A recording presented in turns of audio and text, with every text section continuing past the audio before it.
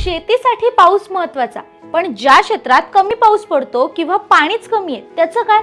तुम्हाला म्हणून सांगते, तिथे सिंचनाचा वापर करून पाणी टंचाईच्या नैसर्गिक समस्यावर काही प्रमाणात मात करता येते. म्हणूनच मुख्यमंत्री एकनाथ शिंदे यांच्या सरकारकडून राज्यातील विविध सिंचन प्रकल्पासाठी यंदाच्या अर्थसंकल्पामध्ये विशेष लक्ष देण्यात आले. राज्यातील 25 वर्षांपेक्षा जुन्या 155 सिंचन प्रकल्पांची दुरुस्ती तर 75 अपूर्ण सिंचन प्रकल्पाची कामे पूर्ण करण्यात येणार आहेत. त्यामुळे 3,55,000 हेक्टर सिंचन क्षमता आणि 23.37 TMC पाणी साठा निर्माण होईल.